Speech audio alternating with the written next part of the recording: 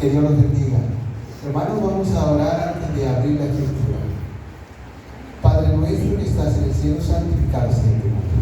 Bendito Dios, usted conoce mi necesidad y sabe que yo no tengo los conocimientos para exponer tu palabra. Pero tú la conoces, Dios, pues tú la originaste y has puesto a Jesús como intérprete de ella. Te suplico que hables tú por medio de tu Espíritu Santo, por medio de tu palabra. En el nombre de Jesús, amén. Bueno, esta semana ha sido con énfasis en el espíritu de profecía, ¿verdad? El doctor César expuso un tema el sábado pasado. Él expuso el primer tema y ayer el hermano Ben expuso el segundo. Mi tema de hoy se titula El don de profecía, una característica de la iglesia verdadera. Siempre va a acompañar el don de profecía a la iglesia verdadera. Nosotros sabemos quién fue el primer profeta, hermanos. ¿Quién fue el primer profeta? Enoc. Enoc fue el primer profeta, lo enseña la Escritura. Pero no fue el primero que profetizó. Aunque no fue el primer profeta, no fue el primero que profetizó. Vamos a ir al libro de Génesis en el capítulo 3 y el versículo 15. Y si alguien lo tiene, lo puede leer. Léanlo con fuerza, por favor. Génesis capítulo 3, versículo 15. Génesis capítulo 3, versículo 15. Pondré enemistad entre ti y la mujer, y entre tu simiente y la simiente suya. Esta te herirá la cabeza y tú le herirás en el talón. Amén.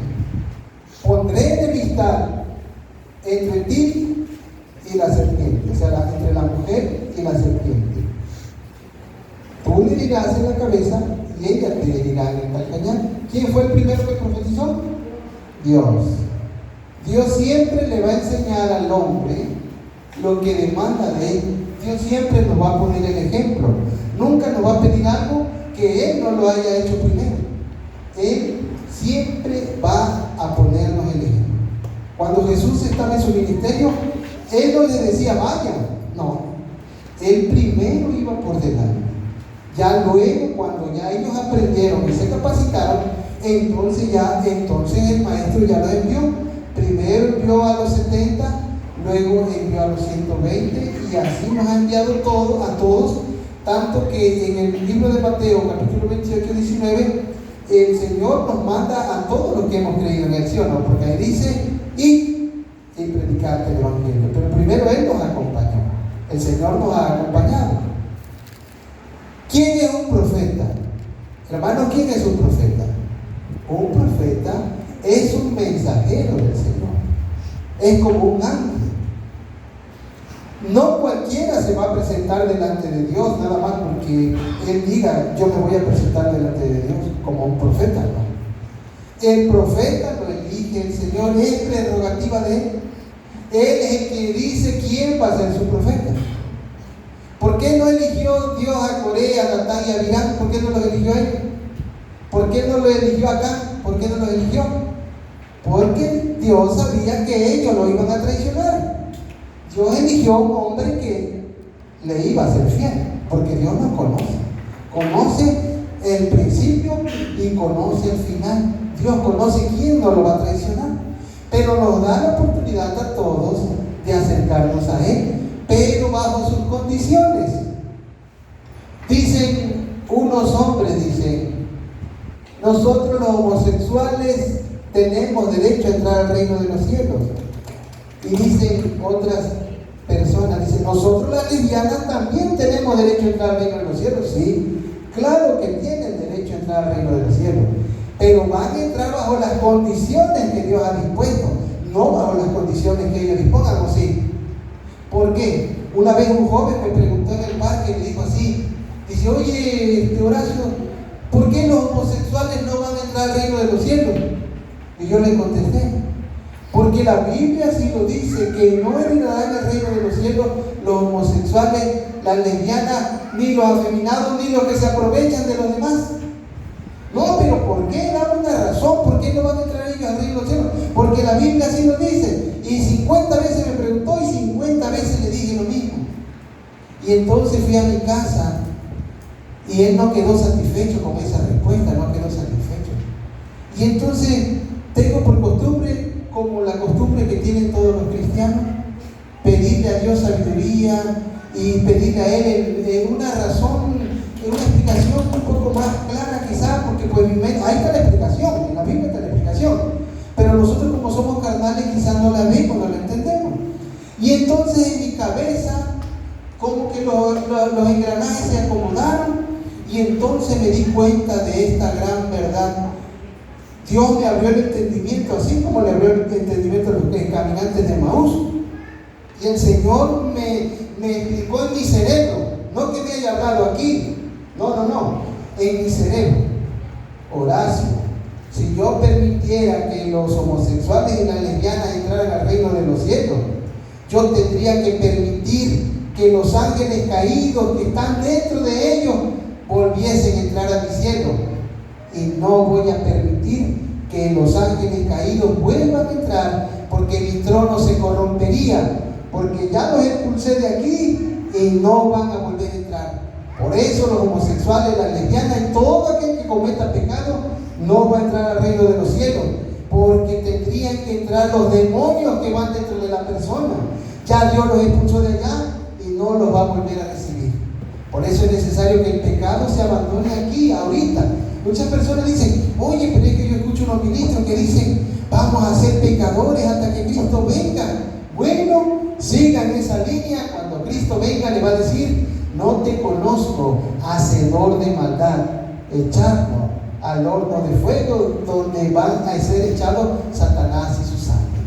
Muchas personas dicen, no, hasta cuando Cristo venga vamos a seguir siendo pecadores, hermano. No se preocupen, nunca vamos a poder vencer el pecado. Pero la Biblia no enseña eso.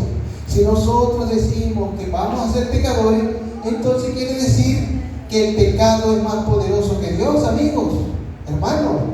¿Acaso el pecado es más poderoso que Dios? No.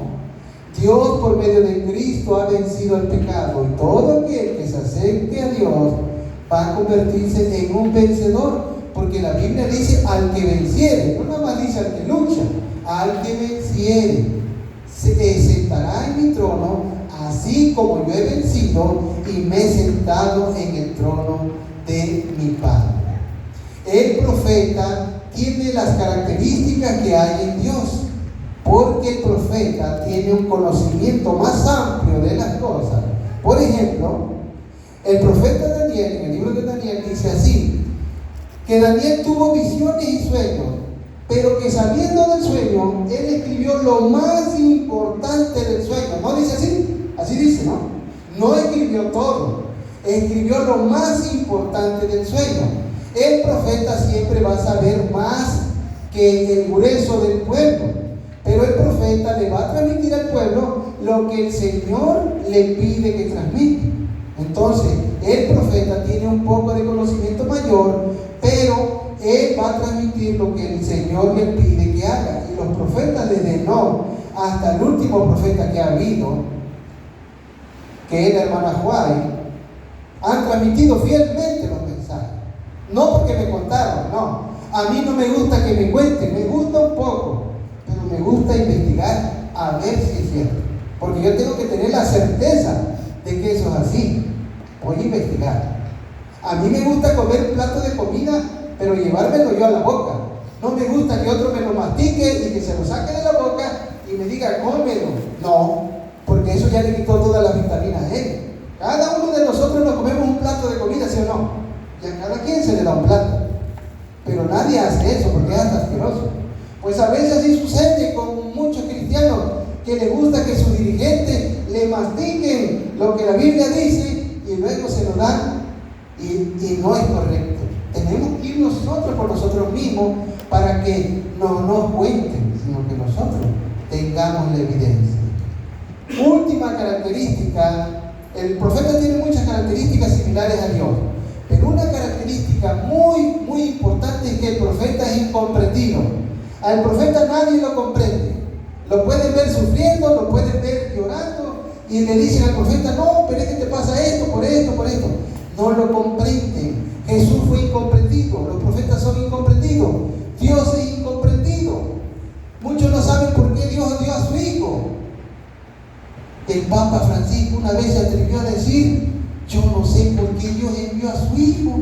¿Se imaginan ese dirigente de una iglesia de 1229 de miembros de esa iglesia tan linda? Pues yo fui católico, una iglesia linda esa iglesia. Dice: yo no sé por qué Dios envió a su Hijo. ¿Se imaginan un dirigente de una iglesia que no sepa por qué Dios envió a su Hijo? Pues deberían de retirarlo de ahí, hermano. Un dirigente debe de saber por qué Dios envió a Jesucristo. No puede ser posible que un gran dirigente no sepa por qué Dios envió a Jesucristo. Vamos a ir adelante. Y dice el libro de Oseas, capítulo 12, versículo 13: y por un profeta Jehová hizo subir a Israel de Egipto, y por un profeta fue guardado. ¿Quién es ese profeta? ¿O quién fue? Moisés. Vamos adelante. Por favor, sigue con. Aquí nosotros vemos que Moisés está plantado frente. Vamos a ver ese pequeño video. Por favor, adelante. Súbale todo el volumen, por favor. Son muchos. Aquí vemos a Moisés, que fue elegido para sacar al pueblo de Israel. Pero Dios ¿Cómo hallaré tu iba a estar camino ahí. desde tan vasta soledad, Señor? ¿Cómo podré encontrar agua en el desierto para tal multitud? Entre la muchedumbre de Israel, no nada más salieron israelitas, también salieron egipcios, hermano. Hubo egipcios que creyeron Entonces partamos hacia la y montaña. partieron con Israel. Vamos a ¿Quién ver. podrá grabar sus mandamientos en nuestras mentes y sobre nuestros corazones? ¿Quién es esta persona, hermano? Marcharemos a la Josué. del Todopoderoso. Josué se mantuvo cerca de Moisés. Yo vendré, Ahí estaba. orden de partida, sonar las trompetas.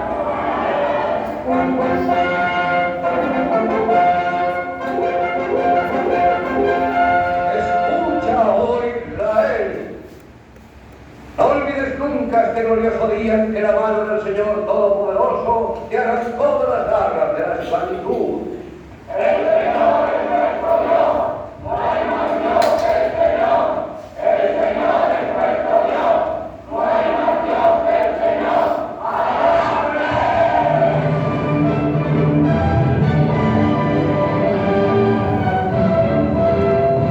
Cualquier creyente en Dios se siente identificado con esta escena, hermano.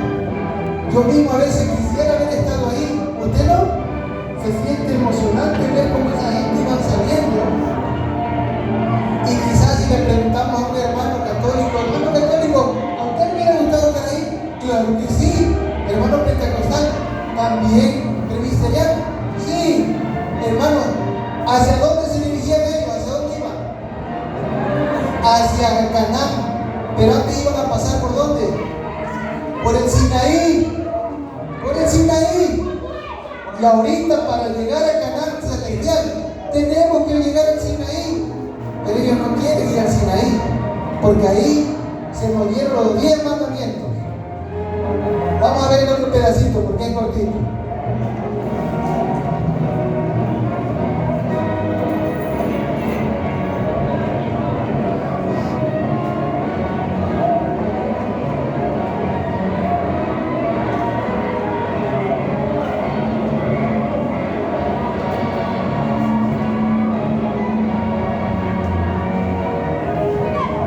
Los israelitas llegaron a Egipto y eran 70 personas. La Biblia dice que salieron más de 600,000, sin contar a niños y mujeres. Aproximadamente se cree que eran 1,000,000 de personas, hermano. Cuidado, niños, porque te puede atropellar uno de esos animales. ¿Se emociona uno, sí o no? ¿Se sienten identificados los hermanos católicos con esa escena? Sí. Los presbiterianos, sí. Los pentecostales, sí. Los evangélicos también. Los mormones también. Pero ¿hacia dónde se dirigían? Hacia Canaán, como dijo alguien que escuché que dice que hacia Canaán. Es cierto, hacia Canaán. Pero primero iban a pasar por el Sinaí, ¿o no? ¿Qué iban a recibir en el Sinaí? Los 10 mandamientos. ¿Nosotros hacia dónde vamos? Hacia la Canaán celestial. ¿Por dónde tenemos que pasar antes de llegar a la Canaán celestial? Por el Sinaí. ¿Por qué por el Sinaí? Porque en el Sinaí se proclamó la ley de Dios, pero también se proclamó otra cosa. ¿Qué cosa se proclamó en el Sinaí? la necesidad de un Salvador. Primero pasamos por el Sinaí, luego vamos al Calvario, y ahí está la persona que conoce el camino al cielo. O ustedes se van a dejar guiar por alguien que no conoce un lugar, que ustedes fueran allá a la ciudad que más les guste, y ustedes llegan allá a Monterrey, y ustedes van a ir a un lugar, pero ¿y si no conocen? Tanta gente ratera que hay y ladrona, ¿qué van a hacer? Van a conseguir un guía, ¿sí o no? Necesitamos un guía. No vamos nosotros a buscar mucho, porque el guía ya está puesto. No hay otro nombre dado a los hombres en el cual podáis ser salvos, sino en Jesucristo, hombre, ¿sí o no? Ya está la persona. Y aquí está el libro del Señor, aquí todas las mañanas, así como desayunamos, así vamos a comer de este libro, aunque sea un versículo, 2 o 3. Con eso nos vamos a ir al trabajo o a donde vayamos. Adelante, por favor. La otra, el otro. Un profeta como yo te levantará Jehová tu Dios de en medio de ti y de tus hermanos, a él oiréis. Ya Moisés, con el paso del tiempo, le dijo al pueblo: escucha, Israel, un profeta como yo te levantará el Señor, a él oiréis. Y aquel que no oiga a ese profeta ha de morir. ¿En quién estaría pensando Moisés? ¿Será que los judíos no entenderán que Moisés era profeta de ellos? Porque Moisés no era profeta del tiempo del cristianismo, ¿sí? ¿De qué profeta fue él? Profeta del pueblo de Israel. Y los israelitas dicen: nosotros creemos que a Moisés Dios le habló, pero a este no sabemos quién le ha hablado.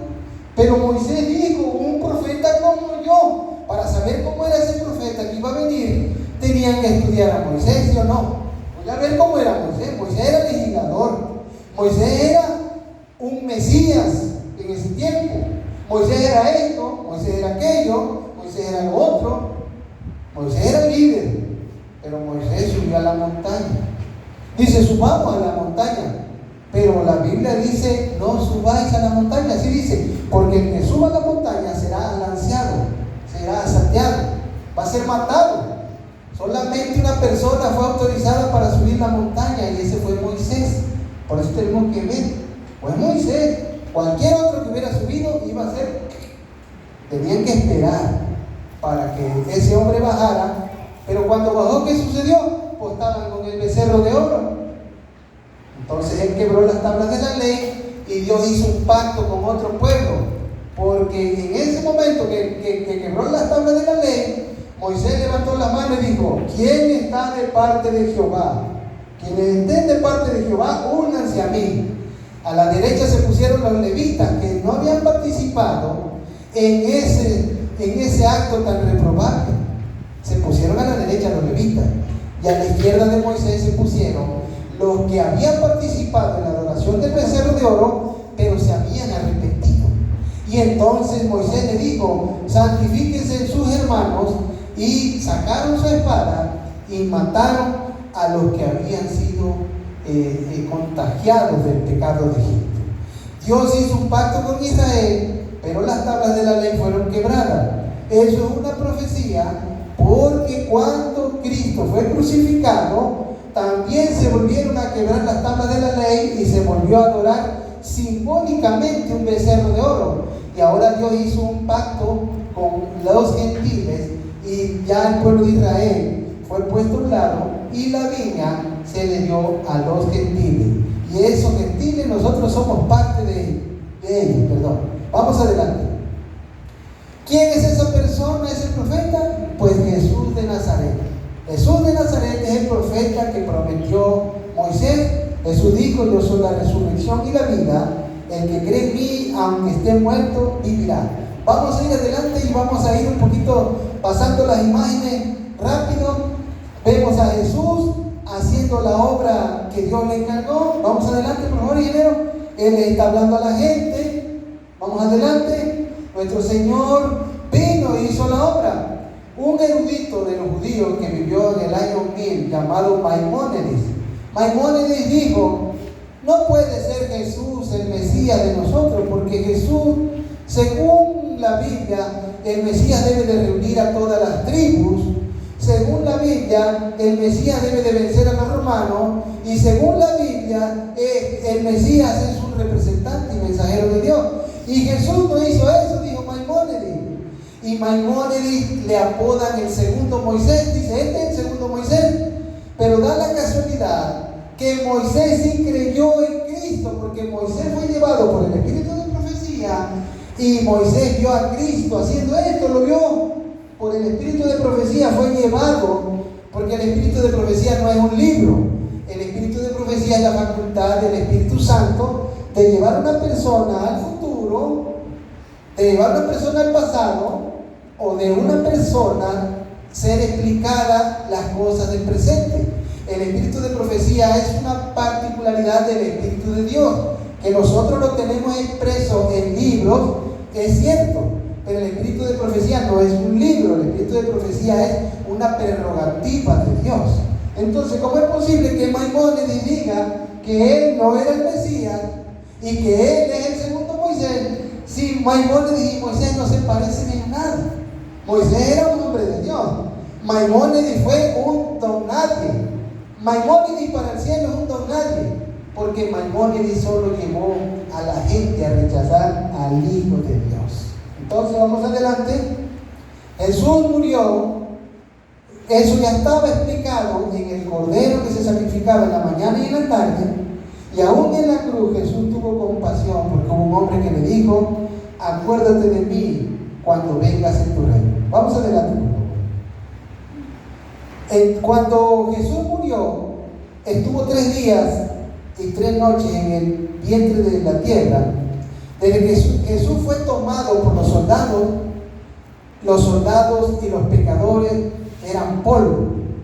El polvo es la tierra. Desde que Jesús fue tomado, es como si ya hubiese entrado en el sepulcro. ¿Por qué? No entró literalmente, pero los 3 días abarcan desde que Jesús fue apresado hasta su resurrección, porque fue apresado un jueves en la noche, pero el día comienza a la puesta del sol, y del jueves en la noche hasta el viernes lo tuvieron en un juicio que no era legal, porque los juicios eran en la mañana y él fue enjuiciado en la noche. Lo traían caminando como de aquí a Chacalapa, lo azotaban, lo escupían, lo golpeaban, y no lo levantaron de la mañana, levántate, vas a cargar la cruz. No, lo traían cansadísimo, sin cenar, sin desayunar, sin beber agua, cansado y con el peso del pecado, y todavía le colocaron la cruz en nosotros. Pues lógico que el hombre se iba a desmayar en cualquier momento, ¿sí o no? Lo que lo desmayó no fue tanto el peso de la cruz, lo que lo desmayó es que cargaba el pecado de nosotros. Y a nosotros todavía nos encanta pecar. Si hemos creído en Dios, hermanos, el pecado va a ser cosa del pasado. Si no hemos creído en Dios, el pecado nos va a seguir como una sombra. Los que han creído en Dios han dejado el pecado. Dice, ¿por qué buscáis entre los muertos al que está vivo? No está aquí, ha resucitado. Recuerden o recordad que Él les habló de esto cuando estaba en Galilea. Le dijo entonces que el Hijo del Hombre tenía que ser entregado en manos de pecadores y que iban a crucificarlo, pero que resucitaría al tercer día. Adelante. Jesús resucitó, ascendió a los cielos, y Él está en el trono de Dios intercediendo por nosotros. Eso es lo que a nosotros nos da la oportunidad segura de un día ser perdonados, redimidos, y un día ser salvos para heredar la vida eterna. Adelante. Cuando Jesús estaba en su ministerio, Él dijo, yo rogaré al Padre y le dará otro consolador para que esté con vosotros para siempre, el Espíritu de verdad, el cual el mundo no puede recibir porque no le ve ni le conoce, pero vosotros le conocéis porque mora con vosotros y estará en vosotros. Moisés prometió un profeta, ¿sí o no? Vino el profeta. ¿Quién es ese profeta? Jesús. Cuando Jesús estaba en vida, en el ministerio terrenal, Jesús dijo, les enviaré otro consolador. ¿Quién es ese otro consolador? ¿Quién es? El Espíritu Santo. Pero Moisés dio un mensaje o no dio un mensaje. Aquí está el Antiguo Testamento, un mensaje de Moisés. Cuando Jesús vino dio un mensaje o no. Aquí está el Nuevo Testamento. Cuando el Consolador viniera, El Consolador daría un mensaje. ¿Cuál es ese mensaje? Los testimonios de la hermana Juan. Ese es el Consolador escrito. El Consolador son los escritos de la hermana Juan, pero el Consolador es el Espíritu Santo como persona. O sea, Moisés vino como representante del Padre, pues el Padre la ley. Moisés nos trajo la ley, Dios la dio. El Hijo vino como la gracia, el Hijo es la gracia. Pero dijo Jesús, vendrá otro Consolador. ¿Quién es ese Consolador? Ese Consolador es el Espíritu Santo. Pero ese Consolador es la iglesia adventista del séptimo día. Como iglesia, a ver si no me malentienden o me malinterpretan o me malexplico. El Consolador es el Espíritu Santo.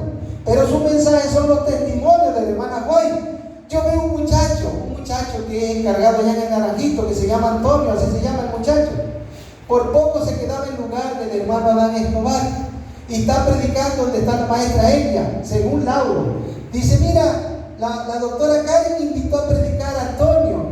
Y Antonio dice que quienes no tengan el Espíritu Santo no van a lograr la victoria. Digo, oye, Lauro, interesante lo que dice Antonio.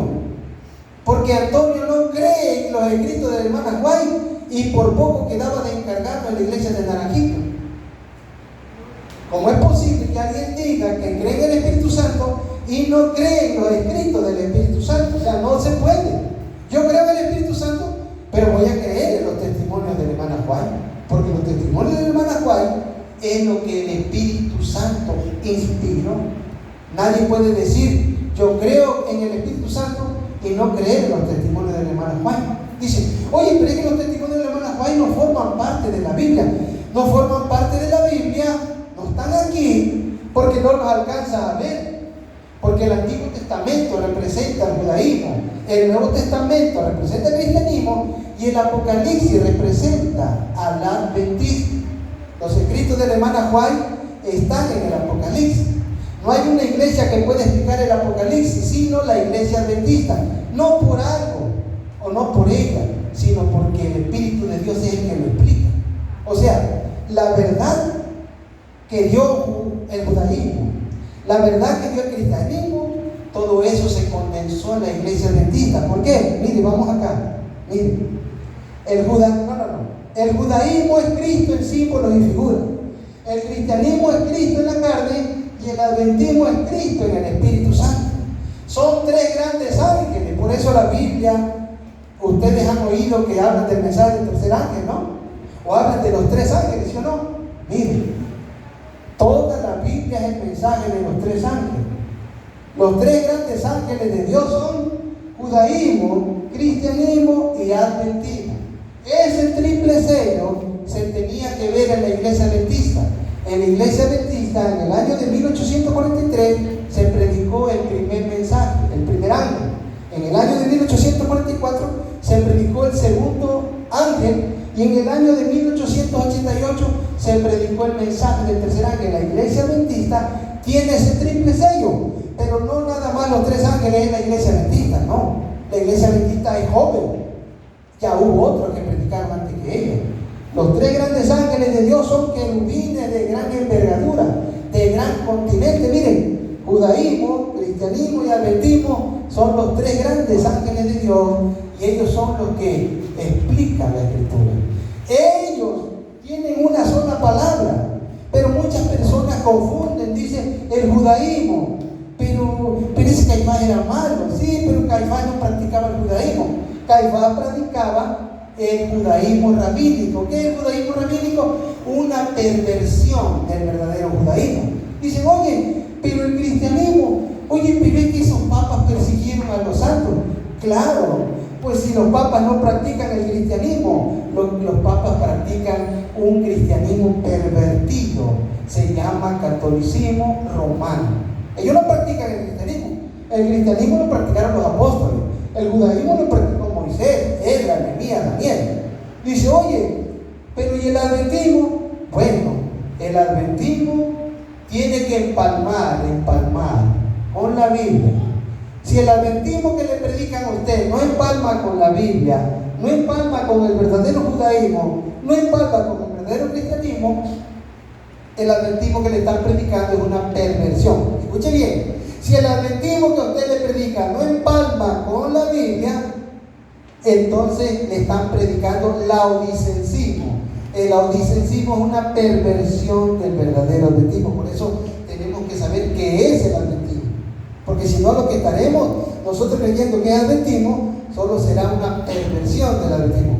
Satanás pervirtió el judaísmo, lo convirtió en judaísmo rabínico. Pervirtió el cristianismo, lo convirtió en catolicismo romano.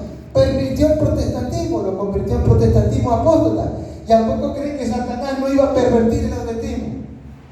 ¿No creen?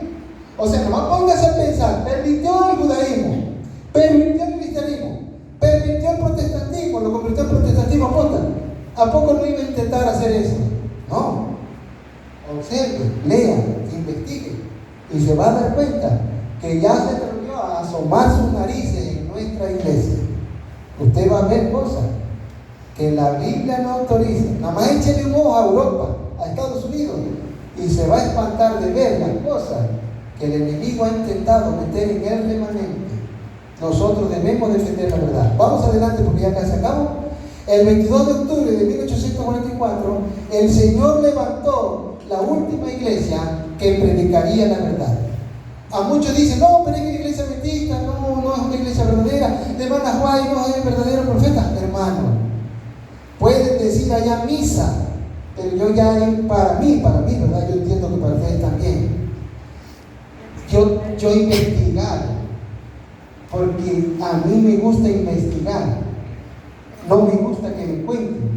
Y yo he investigado que esta iglesia, la iglesia adventista del Centro Día, es una iglesia que Dios levantó. No es una iglesia que se pusieron de acuerdo dos, como allá afuera sucede. Oye, vamos a fundar una iglesia y vamos a hacerla un negocio. No.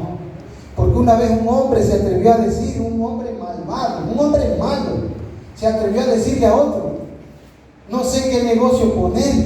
Y el otro le preguntó, ¿por qué? No sé si poner una iglesia o una cantina, le dijo este hombre malvado. Y el otro le dijo, pero ¿qué cosa dice? Sí, no sé si poner una iglesia o una cantina, porque los dos son negocios, dijo ese hombre malvado. ¿Cómo que los dos son negocios? Sí, se gana dinero con una iglesia o con una cantina, pero esos son hombres malvados, hombres perversos, que creen que las iglesias son negocios. La iglesia adventista del séptimo día es una iglesia verdadera porque la Biblia la avala y la fundamenta como una iglesia de Dios. Por lo tanto, nosotros al estar en la iglesia adventista estamos en el lugar correcto, pero también es importante vivir la santidad, porque estar en la iglesia correcta y no vivir la santidad, en balde habrá sido, hermano. ¿Escucharon? Estar en la iglesia correcta y verdadera y no vivir la santidad es como no haber creído. Hermanos, hay muchas otras cosas que decir, pero otras personas que vengan aquí al frente o en casa, en los grupos pequeños, se dirán todavía muchas cosas, porque Dios tiene muchas más verdades que revelar. Que la paz de Dios sea con ustedes.